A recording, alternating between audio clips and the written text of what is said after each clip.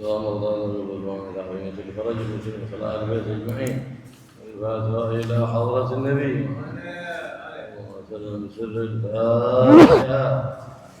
بسم الله الرحمن الرحيم الحمد لله رب العالمين مالك يوم الدين اهدنا الصراط المستقيم غير المغضوب عليهم ولا الضالين.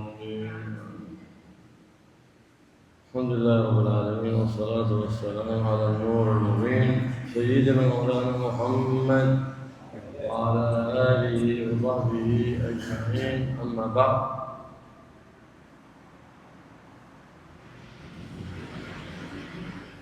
فإن الأنس بالله من أعظم المقامات، والأنس بالناس دليل الإفلاس. فكن دائما مستأنسا بالله، فإنه الذي بيده نفعك وضرك. فثق بالله سبحانه وتعالى وأحسن ظنك به. فتعجب في هذا الزمان كيف مؤمن يكون عنده حالة نفسية، ما يتأتى مؤمن يكون هذا عنده. لكن كنا في زمان العار، لأنها بعدنا عن تربية الحبيب المختار محمد صلى الله عليه وسلم. وهذا عنده مرض نفسي، وهذا يشرب دواء نفسي. أين الثقة بالله سبحانه وتعالى؟ مصيبة.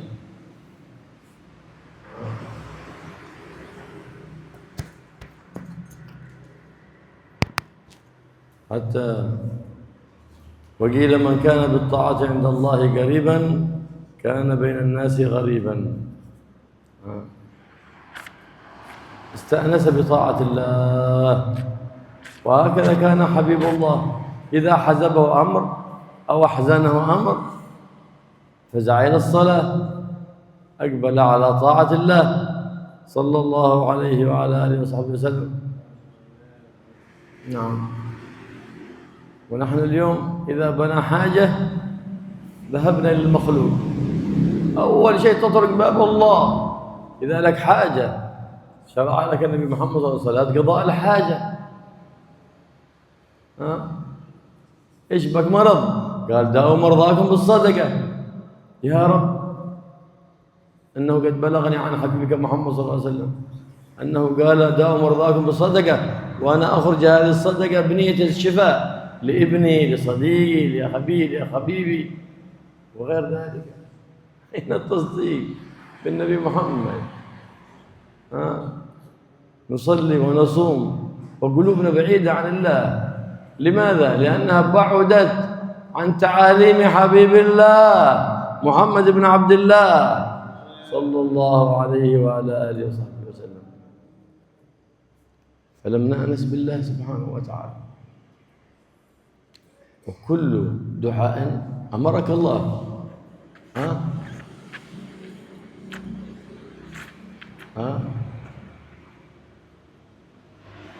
أمرك الله بالدعاء. نعم، أمرك الدعاء بالدعاء، ووعد بالإجابة. نعم، وعد بالإجابة.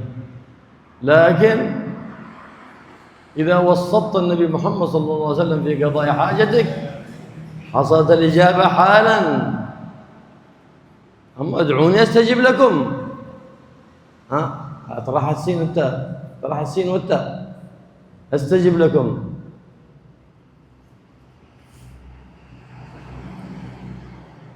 أما في قوله سبحانه وتعالى وإذا سألك عبادي عني، سألك عبادي عني، ما قال قل، ما قال قل، لا يحصل عندك ريب، ما فيها قل. فإذا سألك عبادي عني فإني، على طول، فإني قريب أجيب أو سأستجيب. أجيب أو سأستجيب. قال أجيب دعوة الداعي. ليه؟ لأن الواسطة محمد. الواسطة محمد وجيبه بدون سين وتاء، ها بدون سين وتاء بالحال. فلهذا علم النبي محمد مولى بلال دعاء قضاء الحاجة بعد ما صلي ركعتين تسبغ الوضوء، خصوصا في ليالي الفاضلة كليلة النصف من شعبان. اللهم بعد الحمد والصلاة عليه صلى الله عليه وسلم، اللهم إني أتوجه إليك بحبيبك محمد صلى الله عليه وسلم وأتوسل إليك بجاه حبيب محمد، يا رسول يا محمد يا حبيب الله، إني أتوجه بك الله في قضاء حاجتي، وهي كذا عافية رزق خير بركة. اللهم شفع حبيبك محمد صلى الله عليه وسلم فيها. هكذا الناس خصوصا في هذا الزمان وفي الزمان الأول كذلك، لكن ظاهر علن في هذا الزمان.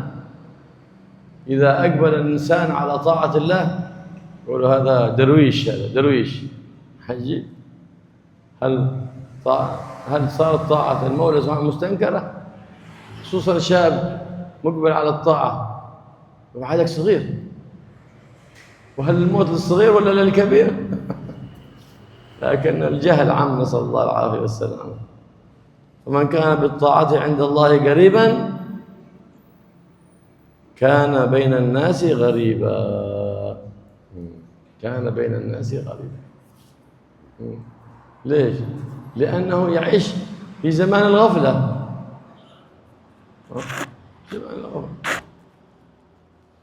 في زمان انتشر فيه المنكر وعرف وألف، فصار المعروف غريبا. فإذا جئت تأمر بالمعروف وتنهى عن المنكر استنكر منك، حتى أنهم في هذا الزمان إذا جئت بابنك بتعلمه القرآن، بتعلمه العلم المتصل بحبيب الرحمن، انتقدوا عليك من أقرب الناس إليك. ليش ما تدخل مدارس النصارى؟ يسألونك بتضيع مستقبله أنت. ليش ما تدخلوا مدارس العموم والنظام؟ هكذا برمجة الأفكار، نسأل الله العافية والسلام. أنا ذهبت به إلى مدرسة الحبيب المختار ليتعلم القرآن المنزل على حبيب الغفار. تنتقد علي يا من يعرف لا يعرف نفعه من الضار؟ لكن هكذا فتنت العقول، نسأل الله العافية والسلامة. اللهم أرنا الحق حقا وارزقنا اتباعه، وأرنا الباطل باطلا وارزقنا اجتنابه، ولا تجعل مشتبها علينا فنتبع الهوى بجاه حبيبك محمد صلى الله عليه وسلم الحبيب المصطفى.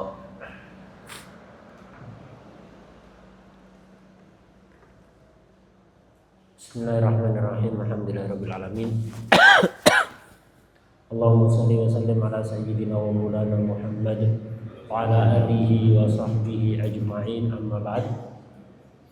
Kajian kita pada pagi hari ini adalah kitab Al-Isti'dad li Yaumil Ma'ad karya Imam Ibnu Hajar Al-Asqalani radhiyallahu anhu, sampai pada makalah di situ dikatakan man kana bi ta'ati indallahi qariban kana bainan nasi qariban. Siapapun yang di sisi Allah menjadi orang yang dekat, artinya siapapun yang dekat kepada Allah karena sibuk melakukan ketaatan, maka dia akan dianggap asing atau menjadi orang asing di tengah-tengah orang lain.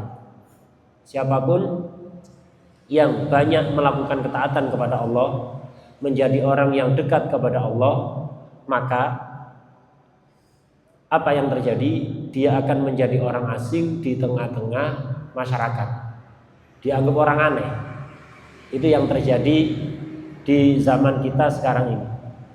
Padahal ada sebuah kaidah, orang itu kalau hatinya merasa senang kepada Allah, merasa nyaman, tenang ketika sibuk melaksanakan ibadah kepada Allah, tidak mencari kesenangan dengan kumpul makhluk. Jadi kesenangannya itu dia akan merasa nyaman, merasa tenang, merasa terhibur ketika mendekat kepada Allah. Itu tanda dia memiliki makom yang sangat tinggi.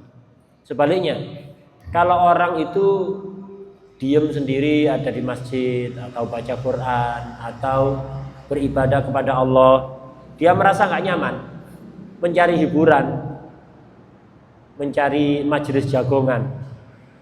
Kalau sendiri dia tidak nyaman.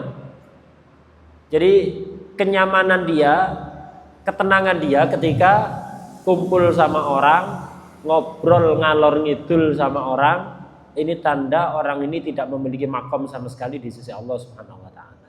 Tidak memiliki kedudukan di sisi Allah Subhanahu wa taala. Karena itu hendaknya kita ini setiap saat selalu berusaha menjadi orang yang ketenangannya itu ketika dia mendekatkan diri kepada Allah, karena Allah lah yang akan mendatangkan manfaat dan menolak madarat dari kita. Hendaknya kita selalu setiap saat itu mantap kepada Allah, yakin kepada semua firman Allah dan selalu husnudzon, berbaik sangka kepada Allah Subhanahu wa taala. Zaman kita ini zaman aneh. Kenapa aneh? Banyak orang ngakunya mukmin, beriman kepada Allah, tapi dia mengadu punya gangguan masalah psikologis misalnya, sering galau. Lu mukmin kok bisa galau itu loh. Jadi mukmin itu dia itu dengan ibadah kepada Allah, galau apapun, sumpek apapun hilang. Itu tanda orang imannya benar. Lah sekarang enggak, ngakunya mukmin tapi isinya galau toh. Nyari teman curhat terus. Sumpek. Nah, mukmin itu mestinya tidak begitu. Ini sebabnya apa? Tidak lain gara-gara orang ini jauh dari ajaran baginda Rasulullah SAW.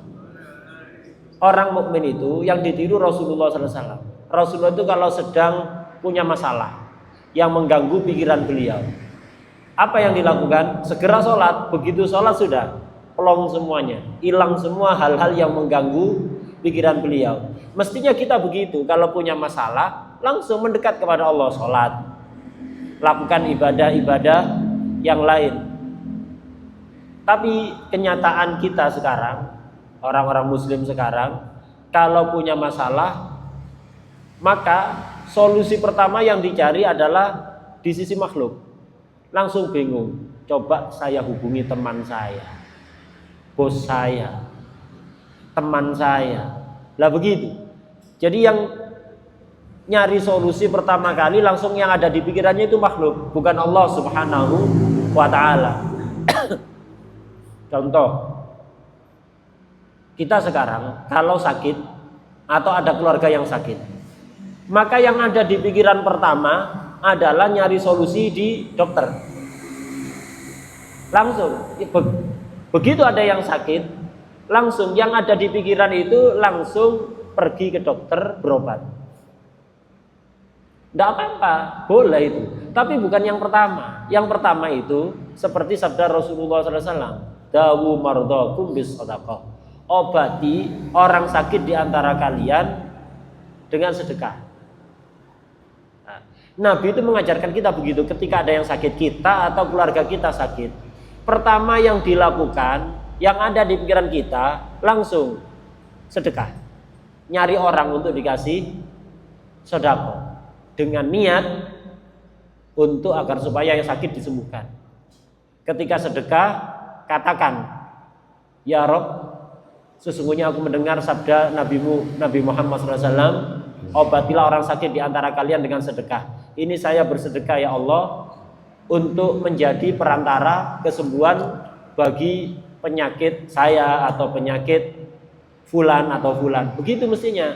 Setelah itu baru pergi ke dokter, berobat, minum obat, silahkan. Yang pertama adalah resep yang diajarkan oleh Rasulullah SAW. Tapi begitulah kenyataan kita sekarang. Kita ini sholat, puasa, tapi jauh dari Allah.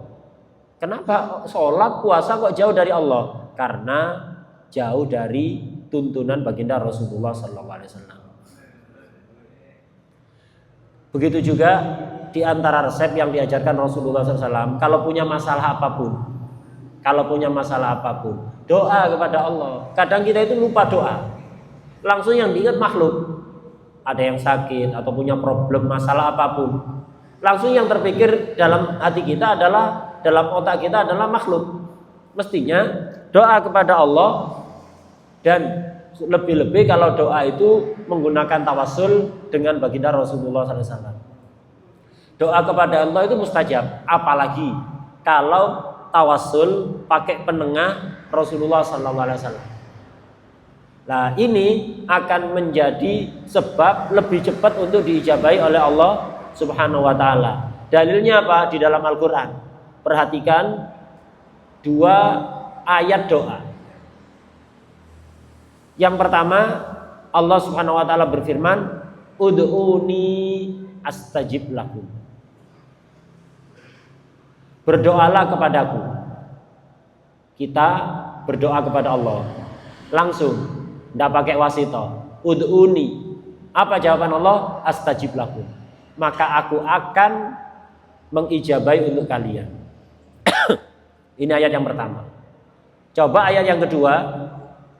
Wa idza sa'alaka ibadi anni fa inni qarib ujibu da'watad da'i idza da'an. Yang kedua, melalui Rasulullah, wa idza sa'alaka ibadi anni. Ketika bertanya kepadamu kekasihku Muhammad SAW. Ketika hamba-hambaku bertanya kepadamu tentang aku, maka sesungguhnya aku dekat. Tidak pakai fakul, tidak kelamaan. Fa ini qarib. Maka sesungguhnya aku ini dekat dan akan mengijabahi doa-doanya ketika dia berdoa. Perhatikan dua ayat doa ini. Yang pertama pakai sin dan ta, astajib lakum. Yang kedua enggak pakai sin dan ta. Fa inni qarib ujibu, bukan astajib, ujibu. Apa bedanya astajib dengan ujibu? Ujibu langsung seketika. Kenapa? Melibatkan Nabi Muhammad sallallahu alaihi wasallam. Wa idza sa'alaka ibadi anni. Ada melibatkan Rasulullah sallallahu alaihi wasallam. Anda doa tawassul pada Rasulullah SAW, segera ijabahnya akan datang. Beda kalau yang pertama, ud'uni, berdoalah padaku, astajib lakum, akan aku ijabah, akan, masih ada proses. Bukan Allah tidak mampu, tapi Allah ingin mengajarkan kepada kita bahwa kalau doa kepingin cepat diijabah, pakai perantara kekasih teragung Allah SWT, yaitu baginda Rasulullah Sallallahu Alaihi Wasallam. Kenapa cepat? Penengahnya ini yang bikin cepat, pengantarnya ini yang bikin cepat. Begitu juga kalau punya hajat apapun, minta kepada Allah dengan cara sholat hajat. Ini resep-resep yang diajarkan oleh baginda Rasulullah SAW.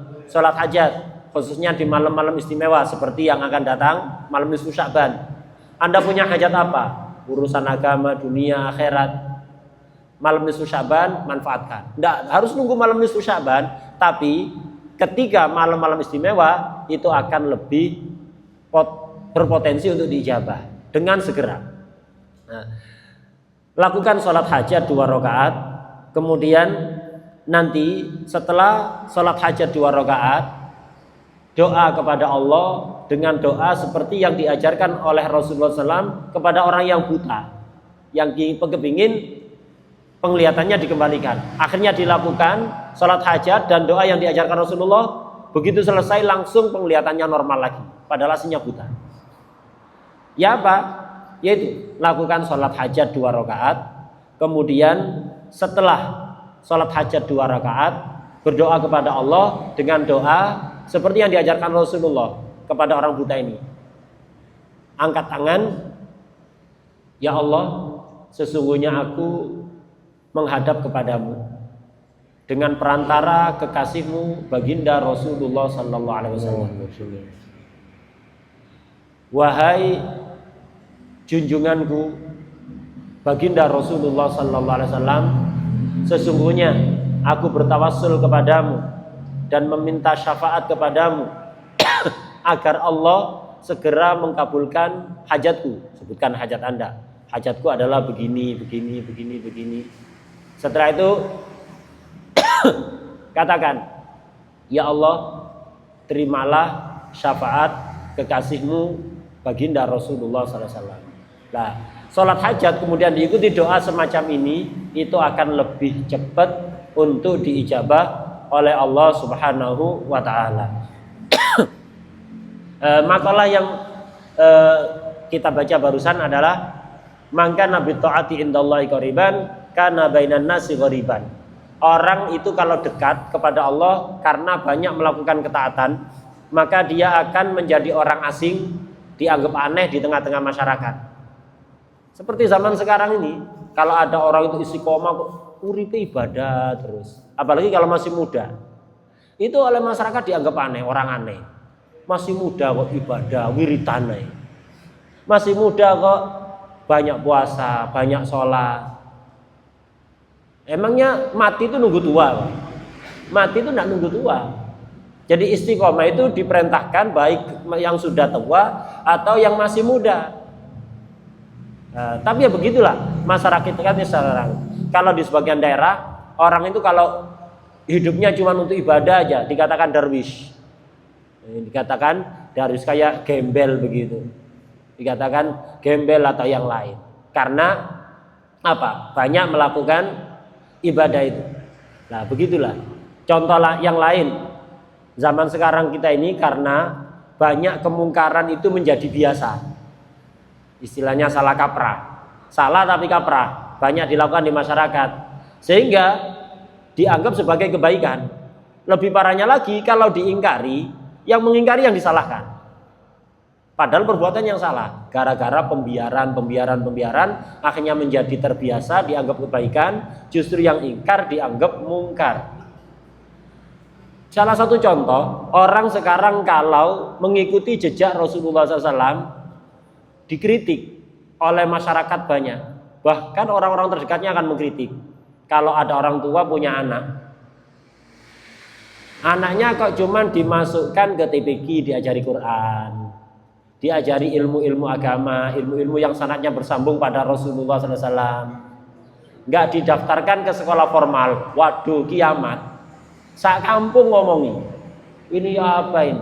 Orang tua ndak becus, menyia-nyiakan masa depan anaknya. Kasihan masa depan anaknya suram. Gara-gara apa? Gara-gara nggak dimasukkan ke lembaga pendidikan formal yang sananya bersambung kepada orang-orang Nasoro. Beliau selalu mengistilahkan dengan Madarisun Nasoro, sekolah orang-orang Nasrani. Bukan Nasrani, iya sanatnya bersambung ke sana. Lah ini kenyataan kita sekarang. Jadi kalau ada orang tua mendaftarkan anaknya ke lembaga pendidikan yang hanya belajar ilmu agama, dikritik habis oleh masyarakat banyak, bahkan orang-orang terdekat dianggap menyia-nyiakan masa depan anaknya. Naam. Al-zahir mir'at al-batin. Al-zahir mir'at al-batin. Naam. ما يظهر على الجوارح من قول وعمل وسكينة أو بالعكس اضطراب أو نحو ذلك هو انعكاس ما في القلب. نعم. إن كان ثبات وسكينة انعكاس الإيمان، وإن كان اضطراب وعدم ثبات فذاك دليل النفاق، وإن كان إخلاص دليل الإيمان، إن كان رياء دليل النفاق. نعم. وهكذا. نعم. وقيل حركة الطاعة دليل المعرفة. حركة الطاعة دليل المعرفة. كلما ازددت بطاعة الله كلما ازداد إيمانك. كما أن حركة الجسم دليل الحياة. لما يتحرك علامة أنه حي، إذا ما تحرك علامة الموت. عدم الحركة دليل الموت. حركة الطاعة دليل المعرفة بالله. فكن من الإيمان بمزيد بكثرة الصلاة والطاعات وترك ما للنفس من شهوات، تزداد وترتقي بالطاعة. كلما ازددت طاعة لله كلما ازددت إيمانا بالله، كلما ازددت خوفا من الله، كلما ازددت مراقبة لله سبحانه وتعالى. لأن القلب هنا هذا الملك ايش ملك الجوارح؟ ملك القلب. ألا إن في الجسد مضغة إذا صلحت صلح الجسد كله. هذه المضغة بصلاحها يصلح الجسد وبفسادها يفسد الجسد. فالباطن نيتك، يقينك، لا يطلع عليه إلا الباطن سبحانه وتعالى. الله مطلع على الظاهر ومطلع على الباطن. الظاهر يراه الناس، أما الباطن لا يعلم به إلا رب الناس.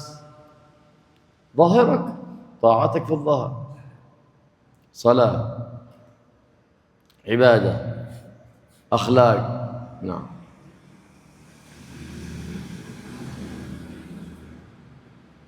وفي الباطن صدق، إخلاص، نية صالحة، تواضع، وهكذا.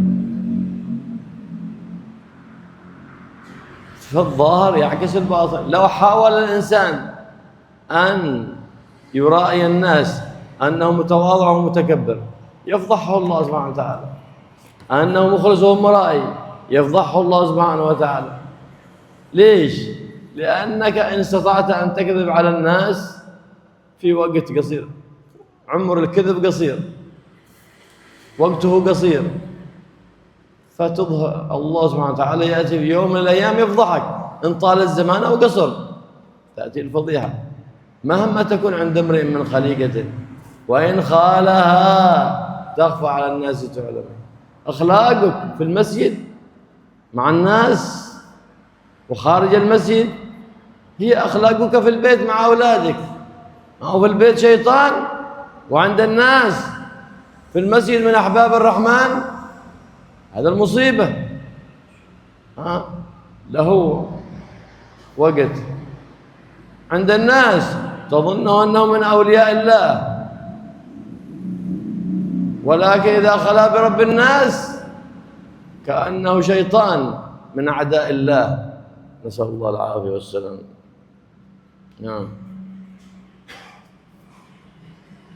فالظاهر إذا كان مع صلاح الباطن جميل، جبة، عمامة، سبحة، هذا صلاح الظاهر. إذا كان الباطن صالح فهذا جميل، هذا نور على نور. لكن إذا كان الباطن قبيح والظاهر جميل، هذا هو المصيبة، هذا هو الرياء. نعم. كان هناك رجلان، واحد يرفع صوته بتلاوة القرآن ويظهر البكاء للناس، لكن إذا خلا برب الناس لا له تلاوة في الخفاء ولا له خشوع ولا بكاء، خشية من المولى سبحانه وتعالى. وآخر ساكن، تعظيم المولى بقلبه، سكنت جوارحه لله. نعم. انعكس باطنه على ظاهره بالسكون والوقار، امتلأ قلبه معرفة بالله. إذا كان لك طاعة عند الناس وطاعة بينك وبين رب الناس، هذا جميل جدا، من أحسن ما يكون. صدق في الباطن وصدق في الظاهر، عمل صالح في الباطن وعمل صالح في الظاهر. بعض الناس لا، سبحة قدام الناس، سبحة، سبحان الله سبحان الله سبحان الله، وكلها بينه وبين رب الناس جيعان السبحة، ما فيها تسبيح أبدا، جوع مسكين. يجوع السبحة في الخلوة ويظهرها في الجلوة. هذا لأنه ما اتخذ سبحة إلا ليراها الناس أنهم من المسبحين، أنهم من القانتين، أنهم من الطائعين. لا لا. وهكذا كما قد رأيتم في السوشيال ميديا كيف بالقرآن يبكي مسكين بتلاوة القرآن ويجود، وإذا قرأ من غير سوشيال من غير سماعة لا خشوع ولا تجويد. عجيب. أنت تعبد من؟ تعبد الملك المجيد وألا تعبد نفسك يا بليد مسكين هذا.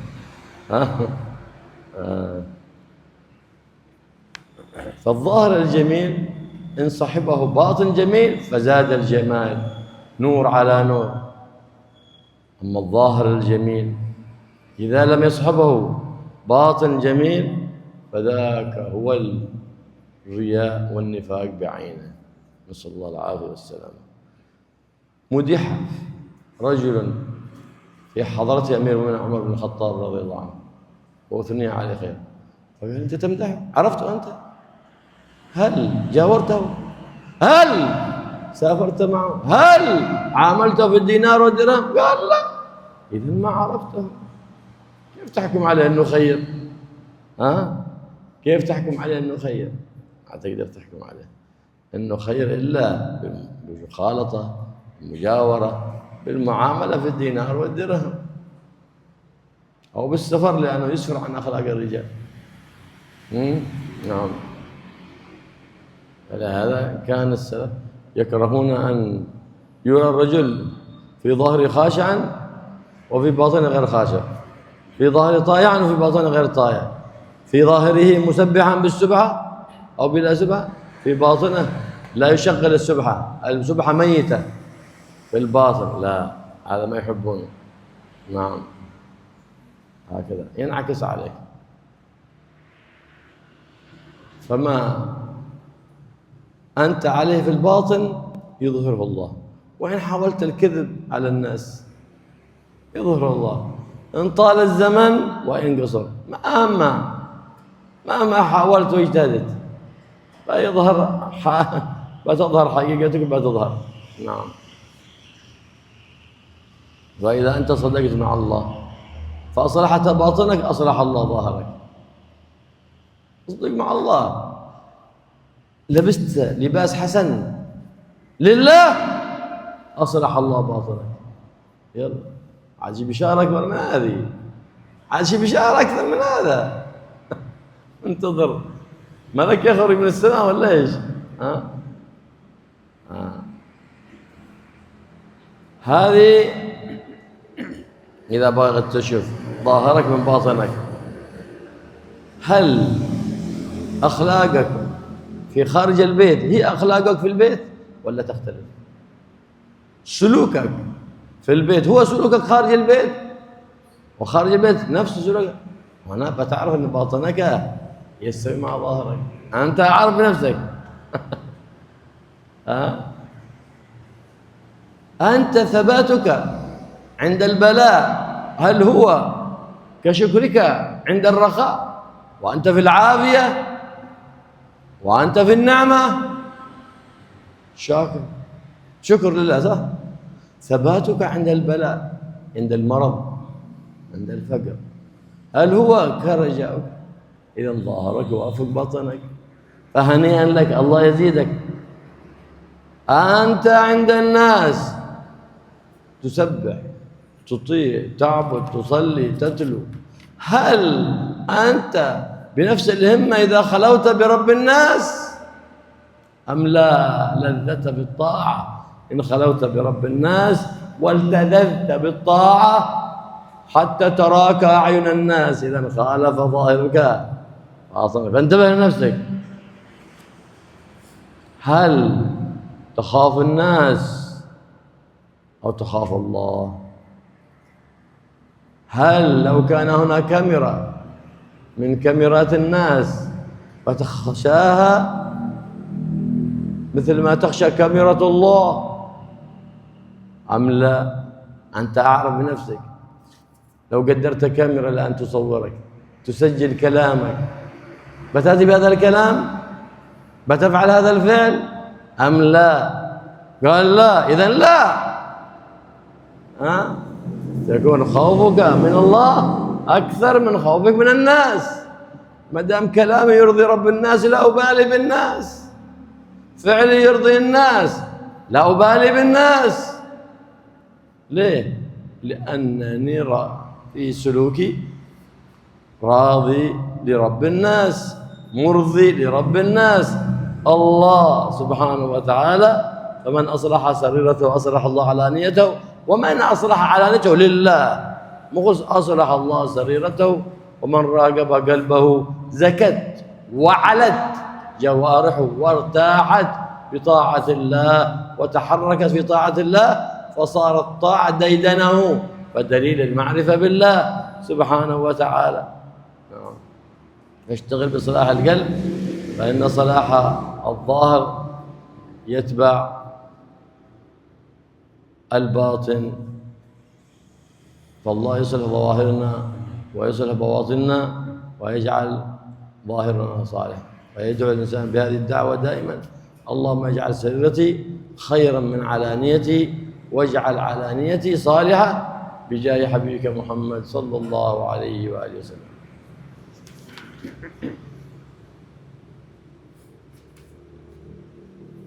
Makalah yang sebelumnya dikatakan harakatut ta'ah dalilul ma'rifah. Gerakan badan kita melakukan ketaatan pada Allah. Ketika badan kita itu aktif untuk bergerak dalam ketaatan, itu tanda adanya ma'rifah yang ada dalam hati. Kama anna harakatul jisim dalilul hayah. Sebagaimana gerakan badan kita ini menunjukkan kalau kita masih hidup, roh masih ada. Jadi badan kita gerak menandakan ada roh di dalam. Yang walaupun roh itu tidak terlihat, tapi gerakan badan ini tanda roh itu ada di dalam. Sebagaimana ketika zahir kita sibuk melakukan ibadah, melakukan ketaatan, itu tanda berarti ada ma'rifah di dalam hati. Ma'rifah nggak bisa dilihat, tapi bisa dilihat dari tanda-tandanya. Ketika badan itu selalu beribadah, baik ketika di depan orang atau ketika sendirian. Kaedahnya, apa yang zahir itu merupakan cermin apa yang ada dalam di batin. Jadi penampilan luar yang tampak dari luar kita itu adalah ibarat cermin dari apa yang ada di dalam hati kita. Itu pantulan. Apa yang tampak itu adalah pantulan dari yang batin, baik itu ucapan. Ucapan seseorang menunjukkan hatinya. Perbuatan seseorang menunjukkan apa yang ada dalam hatinya. Begitu juga ketenangan seseorang atau kebingungan seseorang. Karena orang itu selalu tenang, istiqomah, dalam keadaan apapun tidak ngurus, tenang sudah. Fokus pada ibadah kepada Allah. Ada berita apa, ada kejadian apa, tetap tenang, tetap istiqomah. Ini tanda keimanan yang kuat yang ada dalam hati. Tapi ketika berubah-ubah, tidak bisa istiqomah. Ketika kondisi seneng, rajin ibadah. Ketika kondisi susah, kendor atau malah ditinggalkan. Ini tanda imannya tidak benar. Justru itu adalah tanda bibit-bibit kemunafikan. Begitulah. Jadi ikhlas yang ada dalam hati atau riya yang ada dalam hati itu akan tampak dari luar. Cepat atau lambat. Mungkin orang bisa berpura-pura, tapi itu akan sementara waktu saja. Cepat atau lambat pasti akan terlihat aslinya. Karena zahir itu merupakan tampilan dari batin. Maka hendaknya kita ini terus menambah keimanan kita. Bagaimana? Dengan memperbanyak ibadah dan taat kepada Allah, serta dengan banyaknya sholat khususnya dan ketaatan yang lain, serta meninggalkan keinginan-keinginan nafsu. Hati seseorang itu adalah pengendali badannya, ibarat raja. Jadi hati itu ibarat raja bagi anggota badan. Sebagaimana diisyaratkan dalam hadis Rasulullah SAW bahwa di dalam tubuh seseorang, setiap orang itu ada anggota badan, ada segumpal daging atau ada bagian yang jika itu baik maka seluruh badan akan baik, jika itu buruk seluruh badan akan buruk, yaitu qalbu, hati.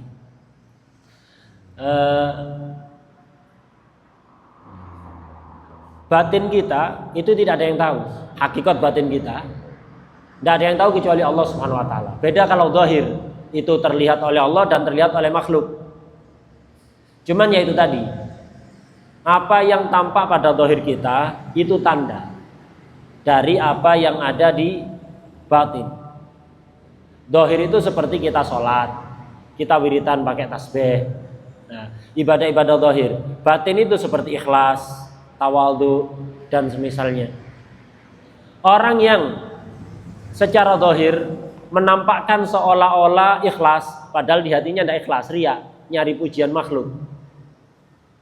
Atau dalam hati secara dohir menampakkan seolah-olah tawadhu, jalannya mendek-mendek, itu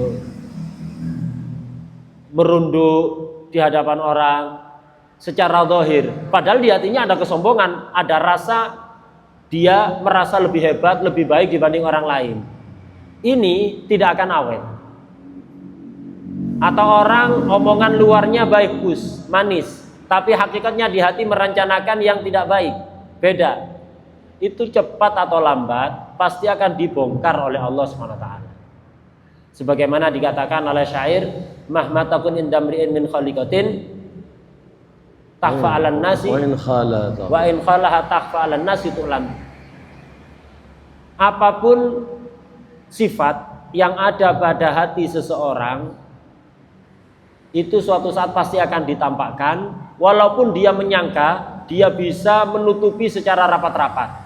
Sehebat apapun orang menutupi sifat aslinya, akan tampak nanti hakikatnya, aslinya akan tampak. Karena itu fokuslah kita ini untuk menyingkronkan luar dan batin kita, dohir dan batin kita. Dan itu dengan cara apa? Konsisten, istiqomah. Akhlak itu dipakai di mana saja, di masjid, di luar masjid, di rumah bersama keluarga. Nah, kalau Anda akhlaknya sama, perilakunya sama, ini tanda dohir batin Anda sama. Nah, belajar dari itu. Jadi akhlak kita ketika di masjid, di luar masjid, ketika kumpul sama orang, atau ketika bersama keluarga, atau bahkan ketika sendiri, kelakuan kita sama, perilaku kita sama, akhlak kita sama, sikap kita sama. Jangan seperti sebagian orang, kalau di masjid seperti malaikat, keluar masjid kayak setan. Ada sebagian orang kayak gitu, kalau di masjid, jadi ibadah itu di masjid, di luar masjid sudah semaunya dia. Atau ada sebagian orang, kalau di luar Masya Allah dikenal baik, dermawan, sopan, penyabar, santun. Tapi kalau di rumah beda lagi sudah. Beda total dengan keadaan ketika di luar.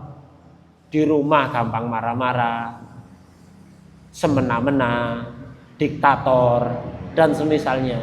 Tidak, samakan. Akhlak itu tawadhu, ikhlas dan yang lain-lain itu, santun, sabar, itu di masjid, di luar masjid, bersama orang, bersama keluarga, ataupun ketika sendirian.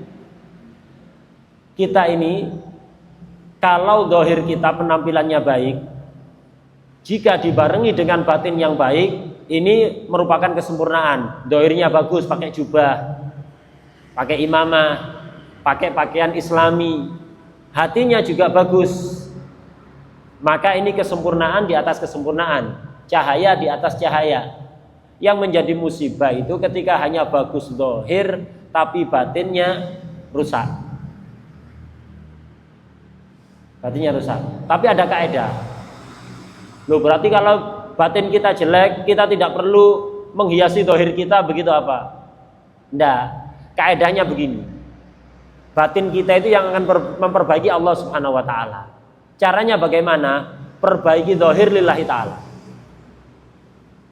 Jadi dohir kita diperbaiki asal lillahi ta'ala, bukan untuk riya. Dengan begitu Allah akan memperbaiki batin kita. Ini kaedahnya. Jadi jika Anda memperbaiki dohir Anda, pakai pakaian yang rapi, yang islami, niatnya bukan biar dipuji orang, niatnya lillahi ta'ala. Jadi kita mulai dari luar itu. Jadi luar itu kita perbaiki, pakaiannya yang islami, penampilannya yang islami, kata-katanya yang islami, walaupun hati kita masih penuh kotoran, masih sangat hancur, masih sangat jelek. Asal Anda memperbaiki dohir itu lillahi ta'ala, karena berharap Allah membantu memperbaiki batin Anda, Allah akan memperbaiki batin Anda. yang dibahas dari tadi, beda zahir dan batin itu jika Anda memperbaiki zahir biar dipuji orang, biar dianggap baik oleh orang, bukan lillahi ta'ala, itu akan semakin merusak batin Anda.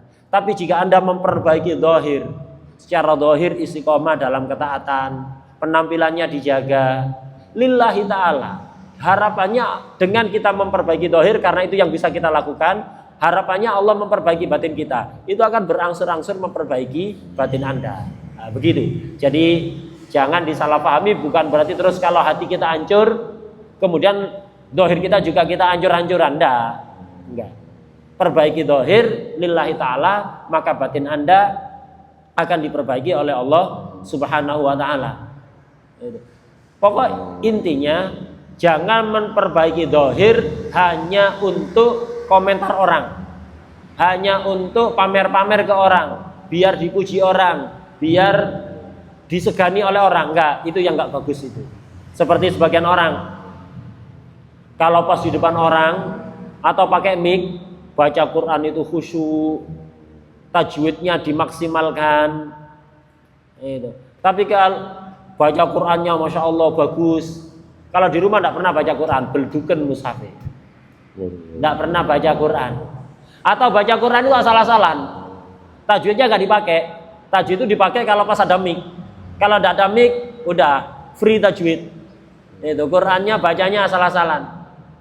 Kalau pas baca di depan orang khusyuk begitu, bahkan kadang-kadang melinangkan air mata, bahkan kadang-kadang berhenti tidak bisa melanjutkan, nangis, sesek dadanya nggak bisa melanjutkan bacaan di depan orang. Kalau sendiri nggak pernah kayak gitu, itu biasa aja, baca Quran sambil ngobrol, sambil nerima, sambil bukai WA misalnya atau apa, baca Quran begitu. Kalau di depan orang Masya Allah khusyuk sampai nangis nggak bisa melanjutkan. Nggak, jangan biasakan model-model kayak begitu, itu jangan dibiasakan. Nah, jadi kita ini harus punya ibadah zahir dan punya ibadah batin yang tidak diketahui oleh orang. Sama ketika ada orang kita ibadah, ketika nggak ada orang kita juga ibadah. Tasbih contoh yang lain. Sebagian orang begitu, kalau di hadapan orang, Masya Allah tasbih muter tidak pernah berhenti, muter terus tasbih itu di depan orang. Ketika ada di majelis misalnya, tasbih itu tidak berhenti, muter terus, kenyang tasbih itu sampai kekenyangan. Di rumah tasbihnya kelaparan, disuruh puasa terus, tidak pernah dikasih makanan zikir. Tidak, kayak gitu itu tidak bagus. Kalau Anda memang ahli zikir pakai tasbih di hadapan orang, ketika sendirian juga harus sama atau malah lebih. Jangan di depan orang tasbih muter terus, ketika sendirian tidak pernah. Kemudian juga kembali ke beliau menekankan pentingnya untuk kita itu menyinkronkan, menyesuaikan zahir dan batin kita. Perbaiki zahir tidak apa-apa, walaupun batin kita hancur, tapi yang penting niatnya lillahi ta'ala, niat agar Allah membantu memperbaiki batin kita. Kemudian kita itu jangan tergesa-gesa memuji orang gara-gara melihat zahirnya saja. Karena yaitu tadi, Allah itu memberikan kesempatan seseorang itu untuk menampakkan yang zahir yang beda dengan batin sementara waktu, yang sesuatu saat akan tampak. Karena itu jangan tergesa-gesa di dalam menghukumi seseorang hanya berdasar tampilan luarnya saja, yang zahir saja. Suatu ketika pernah ada orang memuji-muji orang lain di hadapan Sayyidina Umar. Ditegur oleh Sayyidina Umar, kamu muji-muji orang, apakah kamu sudah bergaul lama sama dia? Enggak. Apakah kamu bertetangga sama dia? Enggak. Apakah pernah melakukan perjalanan jauh sama dia? Enggak. Apakah pernah bisnis bareng, kerjasama bisnis yang berkaitan dengan urusan harta benda, dinar dan dirham bersama dia? Enggak juga. Ya sudah, jangan muji-muji orang. Jangan hanya zahirnya bagus langsung kamu puji-puji. Enggak. Kamu menghukumi seseorang baik atau tidak itu perlu kumpul lama, bergaul dalam waktu yang lama, sehingga tampak sifat asli. Ketika senang, ketika sedih, apakah berubah? Ketika lapang, ketika sempit, apakah berubah? Baru kamu bisa menghukumi. Atau bertetanggaan, kamu bisa menghukumi bagaimana sikapnya. Atau ketika perjalanan jauh itu akan menampakkan watak seseorang masing-masing aslinya. Kalau pas kita di rumah, orang bisa menyembunyikan watak aslinya, seperti seolah-olah dermawan, suka membantu, peduli, tidak egois, tidak mementingkan diri sendiri. Tapi kalau perjalanan jauh, setiap orang itu akan menampakkan sifat aslinya tanpa disadari. Nah, itu. Jadi kalau mau menghukumi seseorang itu, atau itu, lakukan kerjasama bisnis. Coba dites dengan dinar dan dirham, dititipi uang misalnya. Atau kerjasama bisnis, jujur apa enggak? Jangan hanya melihat tampilan luar, Masya Allah pakaiannya islami, kalau ngomong santun, enggak mesti. Uang ini diantara ukuran, hijau apa enggak matanya kalau kelihatan uang, berubah enggak akhlaknya kalau sudah urusan harta benda, kalau punya urusan utang piutang atau dititipi harta atau kerjasama, jujur apa enggak? Muter tasbih tapi suka ngemplang orang lain, suka ngentit harta orang lain, enggak benar. Ini salah satu cara untuk mengetahui sifat asli seseorang itu. Bergaul lama, bertetangga, berpergian jauh bareng, atau dites dengan harta. Ini cara ngetes sifat asli seseorang yang ada dalam hatinya, baik apa enggak. Kemudian beliau ngajak kita untuk bertanya pada diri kita masing-masing. Enggak usah ngoreksi orang lain, bertanya pada diri kita masing-masing. Mari kita masing-masing bertanya pada diri sendiri. Akhlak kita di dalam rumah apakah sama ketika ada di luar rumah? Kalau iya, berarti tanda di hati kita ada marifat, ada iman yang benar. Kalau beda, iman kita bermasalah. Kemudian keistiqomahan kita ketika dalam kondisi senang dan ketika kondisi susah sama apa enggak? Istiqomah dalam ibadah, padahal sedang banyak masalah, banyak cobaan, tetap atau berubah. Kalau pas banyak nikmat, rajin sholatnya, ibadahnya, baca Qur'annya, zikirnya. Kalau pas susah, apakah tetap istiqomah? Kalau iya, berarti imannya benar. Kalau enggak, berarti ada masalah. Kemudian, apakah ketika Anda suka wiritan pakai tasbih, di hadapan orang sama sendiri, sama apa enggak? Ibadah kita ketika terlihat oleh orang, sama. Ibadah ketika tidak terlihat oleh siapapun, sama atau tidak? Ini pertanyaan untuk diri kita, agar kita waspada. Kalau iya, alhamdulillah. Kalau enggak, segera perbaiki. Segera perbaiki. Jangan dibiarkan begitu saja karena akan semakin merusak batin kita. Kemudian takutnya kita kepada Allah ketika ada orang, apakah sama? Ketika tidak ada orang. Ketika ada CCTV atau tidak ada CCTV, apakah ketakwaan kita sama apa enggak? Sebagian orang itu taat, patuh kalau ada CCTV. Nggak ada CCTV beda lagi, bermasalah berarti. Kayak sekarang ini ada rekaman kamera. Kita coba bertanya pada kita, ketika kita ngisi pengajian atau ceramah atau semisalnya, ada kamera dengan tidak ada kamera, beda apa enggak? Kalau ada kamera lebih semangat, kalau tidak ada kamera semangatnya kurang. Atau kalau tidak ada kamera berani ngomong apa saja. Kalau ada kamera hati-hati ngomongnya. Kalau seperti itu berarti kita bermasalah. Mestinya kalau omongan Anda itu membuat Allah ridho, ada kamera, tidak ada kamera nggak ngurus. Kenapa? Fokusnya ridho Allah, tidak ngurus komentar netizen.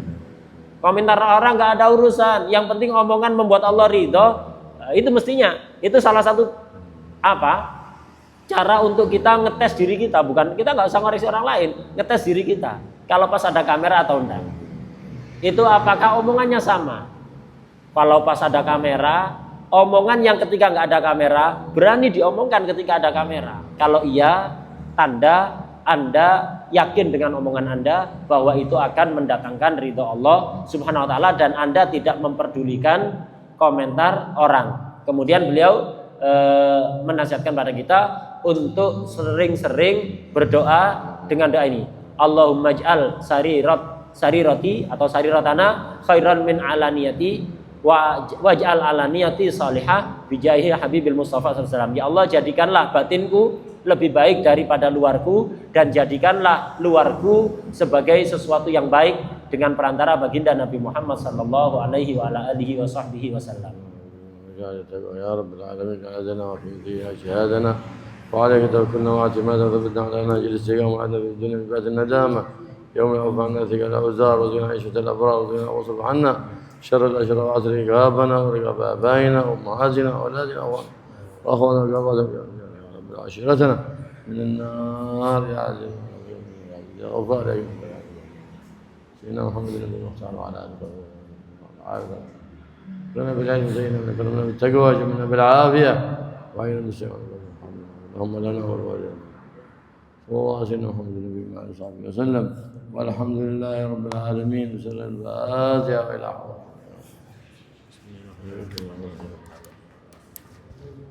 ولا الضالين آمين الحمد لله رب العالمين.